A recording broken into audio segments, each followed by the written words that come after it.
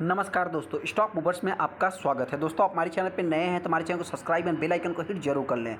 आज हम बात करेंगे तीन स्टॉक से रिलेटेड। तीनों देखा है दोस्तों तो पीएसयू के स्टॉक हैं और इंफ्रास्ट्रक्चर वाले स्टॉक है। सबसे पहला स्टॉक आरबीएनएल है दोस्तों, जो कि अभी इस समय देखा है तो आप कह सकते हैं कि कंसोलिडेट कर रहा है। हालांकि सेकंड स्टॉक हमारा आईआरएफसी है दोस्तों, जो कि ये कंपनी ने आज के दिन एक अच्छा खासा तेजी दिखाया, मतलब 10% 12% के आसपास स्टॉक में तेजी दिखाया। तो इतनी तेजी क्यों थी दोस्तों, जिससे रिलेटेड हम बात करेंगे। वहीं पे आरकॉन इंटरनेशनल की बात करें तो इस स्टॉक ने भी आज के दिन हरे निशान में क्लोजिंग दिया। हालांकि मार्केट की बात करें तो मार्केट पूरा जो है कि स्ट्रगल किया है। वहीं पे दोस्तों इन स्टॉक में इतनी तेजी क्यों थी और आरबीएनएल अभी क्यों नहीं चलेगा दोस्तों, जिससे रिलेटेड हम बात करेंगे। क्या इन स्टॉक को बाइंग करना चाहिए या नहीं करना चाहिए दोस्तों, जिससे रिलेटेड भी हम बात करें। स्टॉक हमारा रेल विकास निगम लिमिटेड दोस्तों। इस कंपनी की बात करें तो जैसा कि इसके नाम के आगे ही लिखा है रेल विकास, तो इस कंपनी दोस्तों मतलब कि हमने देखा था कि बहुत सारे ऑर्डर्स इस कंपनी को मिलते हुए दिखे थे रेलवे की तरफ से, जो कि वंदे भारत एक्सप्रेस का ही है। चाहे मतलब देखिए रेलवे का कोई भी प्रोजेक्ट है दोस्तों तो डायरेक्टली इनडायरेक्टली इस कंपनी को आप लिंक कर सकते हैं, क्योंकि दोस्तों ये कंपनी इंफ्रास्ट्रक्चर से रिलेटेड जो है कि काम करती है।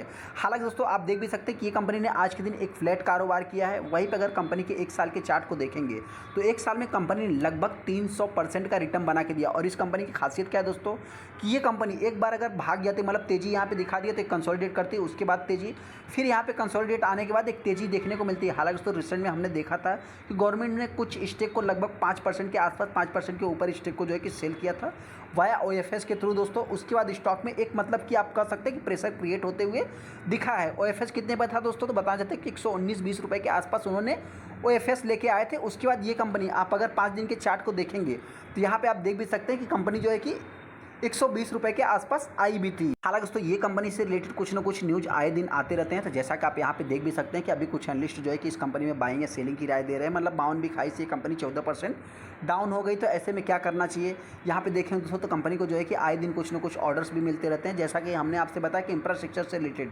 गवर्नमेंट कोई कुछ भी एक्शंस अनाउंसमेंट करती है दोस्तों तो इस कंपनी को फायदा होते हुए दिख सकता है। जैसा कि आप यहाँ पे देख सकते हैं, मतलब रेलवे की शेयर में दांव लगाना, मतलब क्या होता है दोस्तों, कोई भी स्टॉक अगर बूम में रहता है, तेजी में रहता है, टॉप पे रहता है, तो उसमें भी कुछ पॉजिटिव न्यूज़ भी आते हैं तो कभी कभी नेगेटिव न्यूज़ आते हैं दोस्तों। लेकिन जब फुल तेजी में रहता है तो ऐसे छोटे मोटे नेगेटिव न्यूज़ उसमें काम नहीं आते गिराने के लिए। हालांकि उसको तेजी की बात करें तो स्टॉक में ज़बरदस्त तेजी बनी रहती है। जैसा कि आप देख भी सकते हैं कंपनी में आए दिन कुछ ना कुछ ऑर्डर से रिलेटेड न्यूज अपने को देखने को मिलते ही रहते हैं। हालांकि दोस्तों ये एक ट्रेडिंग वाला स्टॉक भी आप कह सकते हैं, क्योंकि इसमें मिलियंस में वैल्यूम बनते हैं दोस्तों। और यहाँ पे देखेंगे तो स्टॉक 24 जुलाई 2023 को 150 रुपये के आसपास गई थी दोस्तों, मतलब 146 रुपये के आसपास। उसके बाद स्टॉक में अपने को गिरावट देखने को मिली, जो कि ओएफएस इसी से रिलेटेड आया था। यहाँ पे देखेंगे दोस्तों तो 1 करोड़ 20 लाख टोटल वैल्यूम बने, जिसमें 40% माल डिलीवरी में उठाया गया। हालांकि दोस्तों इस कंपनी से रिलेटेड हमको बहुत ज़्यादा डिटेल्स में जानने की जरूरत नहीं, लेकिन हाँ यहाँ पे आप देखेंगे दोस्तों तो ओएफएस से रिलेटेड आपको जो कि न्यूज़ देखने को मिल जाएगा कि गवर्नमेंट ने जो है कि कुछ स्टेक को सेल किया था। जैसा कि आप यहाँ पे देख भी सकते हैं कि 27 जुलाई को 27 जुलाई से 28 जुलाई को अपने को न्यूज़ देखने को मिला था। लगभग 70 लाख,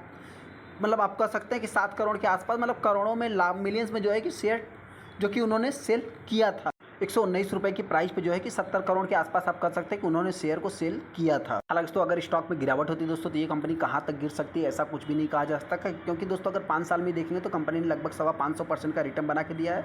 मतलब मेरे पॉइंट से देखिए अगर गिरावट होती है तो ये कंपनी हो सकता है कि 110 रुपये के आसपास आ सकती है। वहीं पर अगर हम तेजी की बात करें दोस्तों तो ये कंपनी नया हाई लगा सकती है, 150 के आसपास जा सकती है। अगला स्टॉक हमारा आईआरएफसी है दोस्तों, जो कि ये भी स्टॉक देखा है तो अभी चल नहीं रहा था और अभी रिसेंट में ये कंपनी चलना स्टार्ट किया। ये कंपनी करती क्या है दोस्तों, जितना भी देखिए आरबीएनएल हो चाहे मतलब आरकॉन हो दोस्तों, जितने भी रेलवे से रिलेटेड प्रोजेक्ट रहेंगे दोस्तों, उसको प्रोजेक्ट को पूरा करने के लिए लोन चाहिए तो लोन कौन देगा दोस्तों, आईआरएफसी देगी, जो कि एक प्रकार से आप मोनोपोली कर सकते हैं। हालांकि दोस्तों इसका एक मतलब आप कह सकते हैं कि एनबीएफसी तो कंपनी है दोस्तों, लेकिन हाँ ये कंपनी जो है कि ओनली रेलवे को ही लोन प्रोवाइड करती है।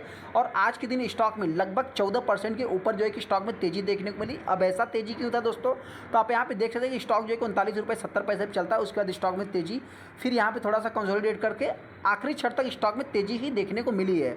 अब इस स्टॉक में आज के दिन दोस्तों तेजी क्यों थी, तो सबसे पहले आपसे बताना चाहते हैं जो रेलवे है दोस्तों, और मतलब जो कि यहाँ पे आप देखेंगे लगभग अकॉर्डिंग टू मतलब जो कि स्टॉक मार्केट एक्सपर्ट के अकॉर्डिंग देखा जाए तो आज के दिन का जो रीजंस है दोस्तों क्या है, market buzzing about Indian railway जो कि प्लान कर रहा है दोस्तों, लगभग फ्लोट टेंडर मतलब 25,000 करोड़ का जो कि टेंडर देने की बात हो रही है दोस्तों ड्यूरिंग जुलाई से आप कह सकते हैं कि सितंबर के बीच में लगभग 60,000 वैगन्स के लिए दोस्तों।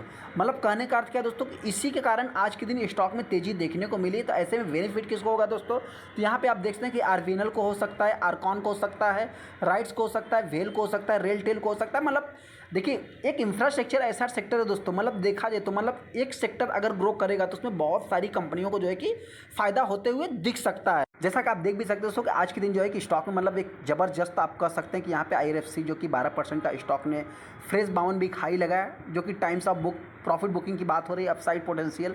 मतलब कहने का मतलब क्या है दोस्तों कि आए दिन कुछ ना कुछ इस स्टॉक से रिलेटेड न्यूज़ तो नहीं आते।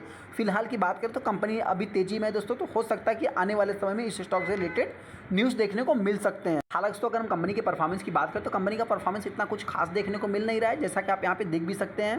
कंपनी देखा दोस्तों तो अभी ये ट्रेडिंग वे पे रखा जा रहा है, क्योंकि दोस्तों पहले क्या था कि ये कंपनी 5 पैसा 10 पैसा मतलब आप कह सकते हैं कि 1% आधा परसेंट के आसपास तेजी दिखाता था, लेकिन अभी देखा दोस्तों तो ये कंपनी 10% और 5% तेजी दिखा रही है। तो इस पॉइंट से देखा तो मेरे पॉइंट से ये स्टॉक अभी ट्रेडिंग वाला स्टॉक बन गया है। ऐसा क्यों दोस्तों, तो आप देखेंगे तो कंपनी ने आज के दिन हाई लगाया। लो की बात करें तो 2022 में देखने को मिलेगा। और सेकेंड यहाँ पर जैसा कि हम बताते हैं दोस्तों, मतलब कहने का अर्थ क्या है कि 39-40 करोड़ टोटल शेयर ट्रेड हुए, जिसमें 18% 19% माल डिलीवरी में उठा गया। मतलब क्या है दोस्तों कि बहुत सारे इन्वेस्टर क्या है कि अभी प्राइस छोटा मिल रहा है ना, ये कंपनी अगला आरबीएनएल बन जाएगा तो चलो इसको बाइंग करो, इस पर दांव लगाते हैं। तो ऐसा दोस्तों मतलब कहने का अर्थ क्या है कि बहुत सारे नॉर्मल इन्वेस्टर ही हो सकता है कि बाइंग करेंगे। मतलब करेंगे कि मतलब क्या है दोस्तों कि लॉन्ग टाइम के बारे में ही सोचना होता है, न कि शॉर्ट टाइम के बारे में। अभी की बात करें तो बीच में रिसेंट में हमने देखा था कि आरबीएनएल भी नहीं चल रहा, तो बहुत सारे ट्रेडर ने उसमें प्रॉफिट बुकिंग किया। अभी की बात करें तो ये स्टॉक चल रहा है दोस्तों, तो इसमें हो सकता है कि बहुत सारे ट्रेडर बाइंग भी कर सकते हैं। हालांकि तो जो ट्रेडर इस कंपनी को बाइंग करेंगे, मेरे पॉइंट से अभी चाहे तो आप इस कंपनी के फाइनेंशियल रिजल्ट देख लें, क्योंकि दोस्तों देखिए ये एक एनबीएफसी वाली कंपनी, तो इसमें अपने को डेट और ये सब तो देखना है नहीं, लेकिन हाँ कंपनी का जो लोन बुक है दोस्तों वो कितना ग्रो हो रहा है, और मतलब देखिए इसके डूबने के चांस बहुत ही कम है। तो ऐसे में डिविडेंड कंपनी कितना पे करती है ये भी सबसे ज़्यादा फोकस में रखा जाता है। अभी करना क्या है दोस्तों बताना चाहते हैं। देखिए सबसे पहले जिनके पास भी है, आप चाहे तो लॉन्ग टाइम के लिए होल्ड करके चल सकते हैं। जो ट्रेडर इस कंपनी को बाइंग करना चाहते हैं, मेरे पॉइंट से देखिए लॉन्ग टाइम के बारे में ही सोचना, शॉर्ट टाइम के बारे में सोचना नहीं। क्योंकि अगर आप कंपनी के 5 साल के चार्ट को देखेंगे ना, तो ये कंपनी यहाँ से यहाँ तक नहीं चली। मतलब क्या है दोस्तों कि 3 साल तक ये कंपनी चली ही नहीं। इस पॉइंट को नोट कर सकते हैं। मतलब यहाँ पे देखेंगे 2021 से लेकर के लगभग 22 तक आप कह सकते हैं कि 22 तक ये कंपनी नहीं चली। मतलब 2 साल तक ये कंपनी नहीं चली। उसके बाद स्टॉक में तेजी आने के बाद फिर स्टॉक में गिरावट, फिर तेजी, फिर गिरावट, एक कंसोलिडेट। मतलब कहने का अर्थ क्या है, जिस समय तेजी आएगी दोस्तों तेजी, और जिस समय गिरावट होगी तो गिरावट होने के बाद नहीं चलेगी। तो इन सभी पॉइंट को आप चाहे तो नोट करके फिर चाहे तो डिसीजन ले सकते हैं। वही भी स्टॉक में अगर गिरावट हो दोस्तों तो अभी इसके गिरने के कम चांस है। हालांकि कंपनी के क्वार्टरली रिजल्ट कैसे है दोस्तों 11 अगस्त को देखने के बाद फिर चाहे तो आप डिसीजन ले सकते हैं। वहीं पर अगर तेजी की बात करें तो हो सकता है दोस्तों कि स्टॉक मेरे पॉइंट से 50 के ऊपर भी ट्रेड कर सकता है। रिसेंट की मैं बात कर रहा हूँ। अगला स्टॉक हमारा आर्कॉन इंटरनेशनल है दोस्तों। देखिए आर्कॉन इंटरनेशनल हो, चाहे आरबीएनएल हो, चाहे आईआरएफसी हो दोस्तों, सबकी अगर हम प्रमोटर की बात करें तो सबका प्रमोटर एक ही देखने को मिलेगा, प्रेसिडेंट ऑफ इंडिया। तो मतलब कहने का अर्थ क्या है दोस्तों कि ये पीएसयू स्टॉक है। तो ऐसे में इस समय देखा जाए तो पीएसयू स्टॉक कुछ अच्छा करते हुए दिख रहे हैं। हालांकि डिफेंस ले लीजिए चाहे कुछ भी ले लीजिए दोस्तों, सब एग्रेसिव होकर काम कर रहे हो। तो इस समय देखा जाए तो इनके परफॉर्मेंस अच्छे ही देखने को मिल रहे हैं। वहीं पर अगर एक साल में देखेंगे दोस्तों तो आर्कॉन ने भी लगभग 150% के आसपास रिटर्न बना के दिया है। मतलब क्या है दोस्तों कि इन सभी स्टॉक, तीनों स्टॉक की अगर मैं बात करूँ तो तीनों में देखेंगे चार्ट आपको सेम ही देखने को मिलेगा, जैसा कि आप देख भी सकते हैं। वहीं पर अगर हम 5 साल की बात करेंगे तो 5 साल में 131% का। और इस कंपनी की बात करते हैं, ये भी कंपनी अभी रिसेंट में दोस्तों आरबीएनएल, आईआरएफसी सबके साथ जो है कि चलना स्टार्ट किया। इसके पहले की बात करें तो ये भी कंपनी नहीं चल रही थी। इन तीनों कंपनियों की बात करें तो अगर कंपनियों के रिजल्ट अच्छे हैं तो इनमें देखा जाए तो आर्कॉन को मतलब कि देखा तो पहले प्रेफर्स पे रख सकते हैं। हालांकि ये थोड़ा सा रिटर्न के मामले में स्लो है। वहीं पे अगर हम फाइनेंस सेक्टर की बात करें तो आईआरएफसी दोस्तों, देखिए आईआरएफसी की बात करें तो इसके बारे में लॉन्ग टाइम के बारे में ही सोचना, शॉर्ट टाइम के बारे में नहीं। आरबीएनएल की बात करें दोस्तों कि जैसा कि हमने रिसेंट में न्यूज़ भी देखा था, मतलब कि अभी हालांकि देखिए मर्ज तो हुआ नहीं, लेकिन हाँ आर्कॉन और आरबीएनएल को दोनों को मर्ज करके जो है कि मतलब उसके प्रेफरेंस में आपको शेयर मिल जाएगा, जो कि पुराना न्यूज़ हो गया। इसमें थोड़ा सा लंबा टाइम भी लगता है। जो इन्वेस्टर इस कंपनी को बाइंग करना चाहते हैं या पुरानी होल्डिंग्स है दोस्तों, मेरे पॉइंट से देखिए तीनों कंपनी आप चाहे तो लॉन्ग टाइम के लिए होल्ड करके चल सकते हैं। वहीं पर आर्कॉन पीएसयू सेक्टर दोस्तों एक ऐसा सेक्टर था जो कि पहले नहीं चल रहा था और अभी चलना स्टार्ट किया है। तो हो सकता है कुछ समय तक इन स्टॉक में तेज़ी देखने को मिल सकती है। हालांकि दोस्तों इस स्टॉक में अगर तेज़ी बनी रहती है तो ये स्टॉक हो सकता है कि मेरे पॉइंट से